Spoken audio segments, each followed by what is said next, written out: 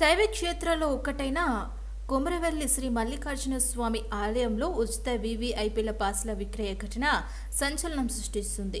3 నెలల పాటు కొనసాగే స్వామివారి బ్రహ్మోత్సవాల్లో భాగంగా 3వ ఆదివారం జరిగిన ఈ ఘటన పలు వార్తాపత్రికల్లో ప్రచురితం కావటంతో ఒక్కసారిగా కలకలం రేపింది. ఇక ప్రముఖులకు ఇచ్చిన వీఐపీ ప్రెస్ పాస్లు సామాన్య వ్యక్తుల దగ్గరికి ఎలా చేరాయన్న వార్త ఇప్పుడు రోజుకో కొత్త మలుపు తిరుగుతుంది. ఇందులో భాగంగానే వీఐపీ పాస్ విక్రయాల్లో 850 నెంబర్ గల ప్రెస్ పాస్ అధికారులు ఎవరికిచ్చారు, తీసుకున్న వ్యక్తి ఎవరు అన్న విషయం ఇప్పుడు స్థానికంగా చర్చనీయాంశంగా మారింది. 500 రూపాయలు విలువ చేసే క్యూ లైన్లో వీవీఐపీ పాస్లు విక్రయిస్తున్నట్లు పాల్పడ్డ 5గురు వాలంటీర్లను గుర్తించిన అధికారులు వీరిపై ఇప్పటికీ కేసు నమోదు చేయగా, ఈ పాస్లు వీరి వద్దకు ఎలా వచ్చాయి, అధికారులు ఎవరికిచ్చారు, తీసుకున్న వ్యక్తులు ఎవరు అన్న విషయాలపై సర్వత్రా విమర్శలు వెల్లువెత్తుతున్నాయి.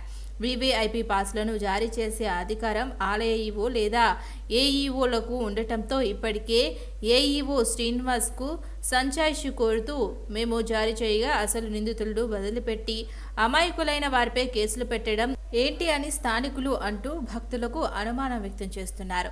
ఇప్పటికైనా ఉన్నతాధికారులు స్పందించి పూర్తిస్థాయిలో విచారణ జరిపి నిందితులను శిక్షించాలని ఇటు భక్తులు, స్థానికులు కోరుకుంటున్నారు.